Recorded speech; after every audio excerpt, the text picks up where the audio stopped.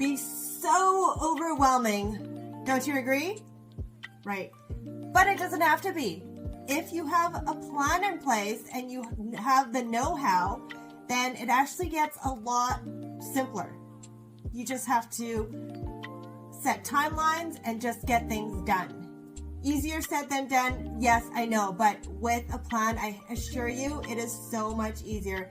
I do it all the time, and it is constant, especially when you have kids. So follow me for my step-by-step process to clear off that clutter so that we can have a home that is already partially packed up and ready for you to move, and having a home with less clutter and cleaner look so that new buyers can imagine their family living in the space. Let's go. All right, let's make a plan. Where do we start with this plan? I want you to make a list with 2 columns, okay? You want a list with one column where it gives you the timeline. So how long do you think it'll take for you to finish this?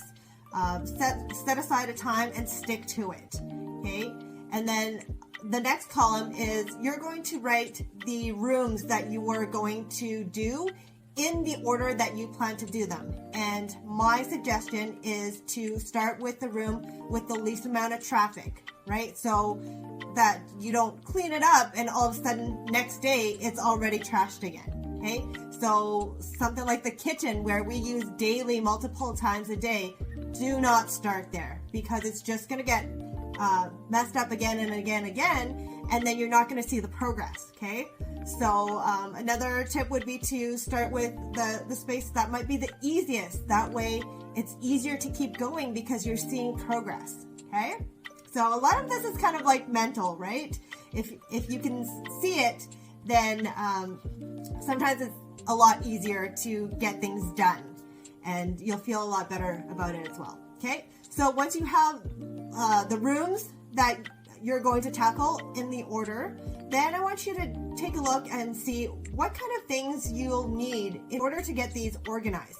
Now, if you're moving, you might as well pack away all those things that you won't be needing in the next few months before your move anyways. So you might as well get a head start in packing that rather than reorganizing and rearranging things, okay? Obviously, don't make the space look bare.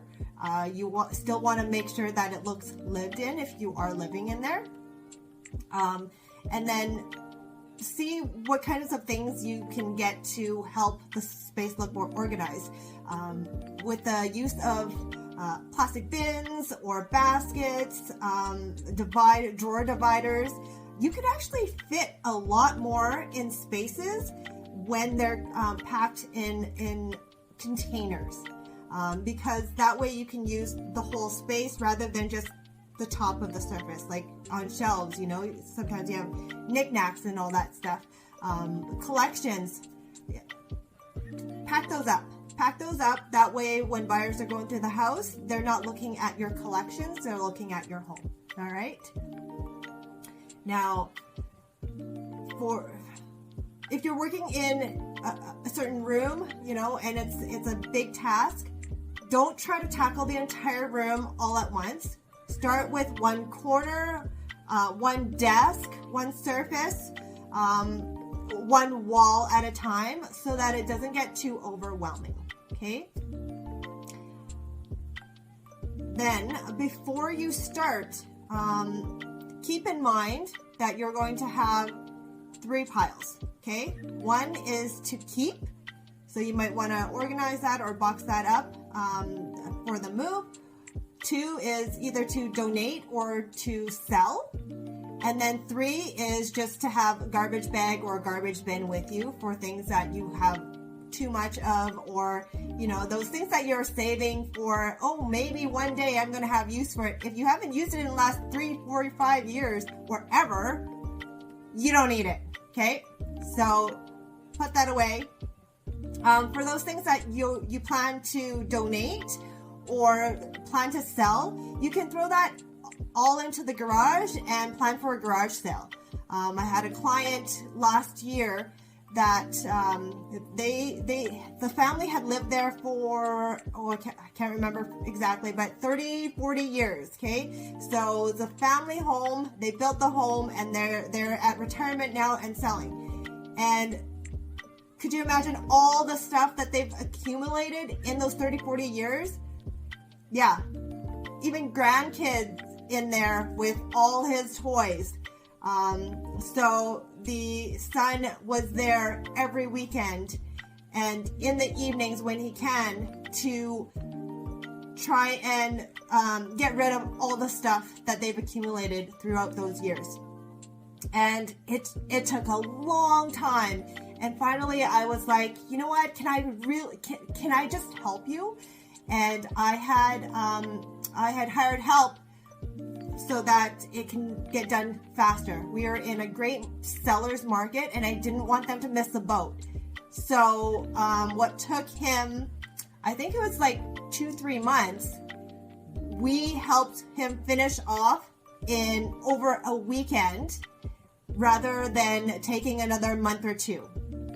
And that's probably how long it would have taken. And so having help that has no emotional involvement with everything will really speed things up. So if you have a friend who will tell you the truth, hey, you don't need that, get that friend in there to help you.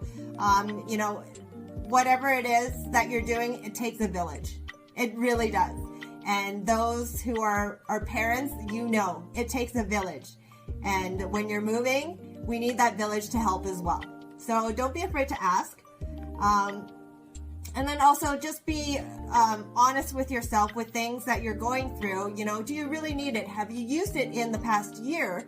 If not, consider either selling it or garbage. And that is my decluttering tips for selling your home, okay? So make sure that you have a plan. Make sure you look at the space and grab containers, baskets, and box away things that you're still going to keep, but you won't be using before your move, and throw those either into the basement storage or into the garage for now, and keep the house decluttered and ready for the new buyers to see how their family can live in your space. All right, if you have any questions, let me know in the comments. If you found this useful today, make sure that you hit that subscribe button for more buyer and seller tips. Have a great day. See you in the next video.